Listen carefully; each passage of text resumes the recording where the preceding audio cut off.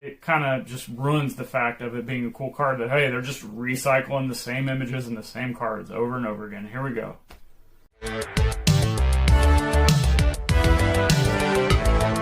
What's up, wrestling fans, trading card collectors? Welcome to another episode of Wrestling with Cards. Today we're looking at part 2 of the 1998 Cardinal WWF wrestling card set. Are there any surprises, or is this just the same old crap? First card, today's video. Jacqueline, Jackie, Miss Jacqueline, Miss Jackie, whatever you want to call her. Not really anything special about this card, it's okay.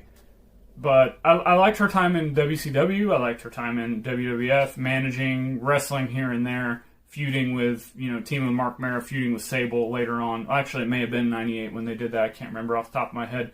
So I didn't dislike her as a talent, I was just like, whatever. So there you go, if you want a Jackie card, here's a decent one. Haha, ain't he great? Hello! Oh wait, wrong Jeff Jarrett. This is Bob Vila version of Jeff Jarrett. Had those Bob Vila sunglasses, had him on in WCW, short hair Jeff Jarrett. Still carrying around a guitar, so that just became his gimmick, even though he wasn't doing the country singer gimmick. I don't know. J-A-R-R-E... J-E-F-F. J-A-R-R-E. Again, sorry, wrong version. It gets stuck in my head. I always liked the older version of Jeff Jarrett, not because I thought he was great, but he was just very entertaining. This version definitely makes me want to turn the channel. Nothing specifically standing out about this card other than it being the Bob Vila sunglasses parallel version. Kane. Now we're talking. Very cool card, very scary and intimidating looking card. I don't know if I'm looking at Glenn Jacobs or Glenn Benton. They're equally as scary, in my opinion. Glenn Jacobs had cards prior to this. We had Dr. Isaac Yankum. We had Fake Diesel. In fact, in the previous 97 set. 98 was the first year of Kane cards. Again, maybe a rookie for the character. He is an iconic character. Went on for, 20 years now as a mayor. So this may be a card to look at. It's a cool card anyway, but as far as like a value perspective, maybe kind of a sleeper. I don't know. What do you think? Let me know in the comments. Ken Shamrock. You can say what you want about Ken Shamrock. I've always been a fan.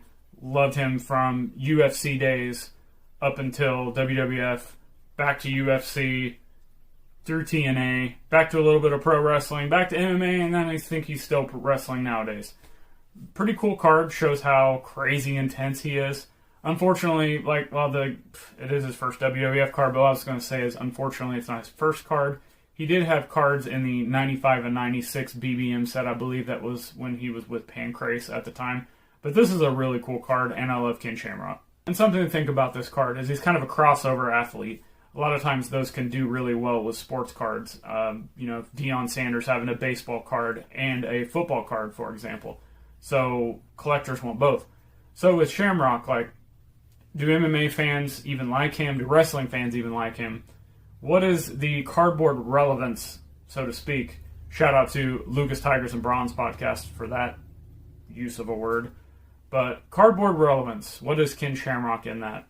I don't know. Maybe, maybe not. What do you think? Next card is Kurgan, and this is from his time with the Oddities. Never really liked the Oddities. Never really liked Kurgan. I thought it was a little bit weird when he was with the Truth Commission, so that was a little bit different and fun. But I was just never really a big fan. You can see he's having a good time dancing in this card, and I'm sure he got some pretty good paychecks during this time. He's retired now, so if you're a Kurgan fan, this is a cool card to pick up, but yeah.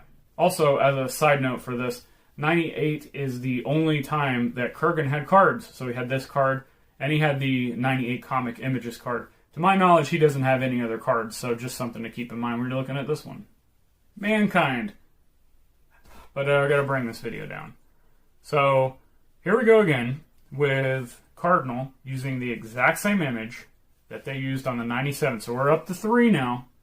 3 cards that have the same picture, but have different backgrounds because of the game. Once again, quality control, laziness. I don't know what it is. Loved Mankind, do love Cactus Jack, all those incarnations. I think this is an okay card, but it kind of just ruins the fact of it being a cool card that, hey, they're just recycling the same images and the same cards over and over again. Here we go. Here we go with Mark Henry. In the previous video, I talked about sometimes how wrestling cards can bring you back to a certain time. Sports card, any kind of card can bring you to do this. It's all about nostalgia.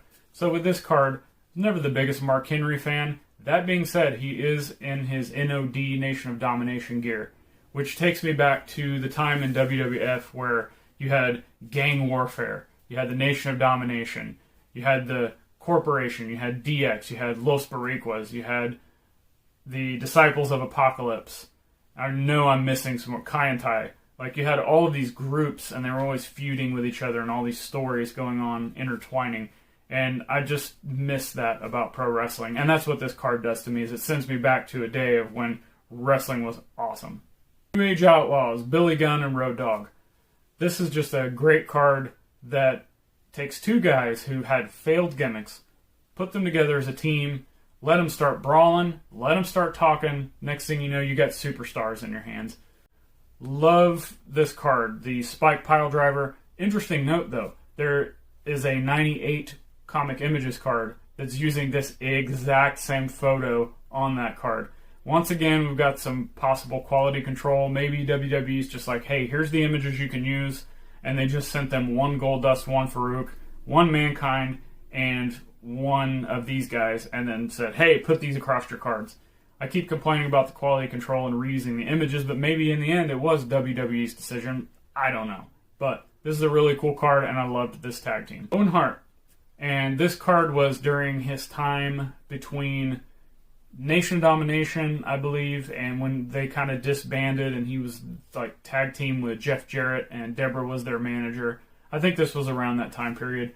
Nothing really stands out about this card specifically, other than just, it's Owen Hart. Everybody loves Owen Hart, loved his in-ring, loved the way he was able to entertain everyone with his funny one-liners and jokes and everything, so we miss Owen. Last but certainly not least, The Rock. Not Rocky Maivia, like we saw in the 97.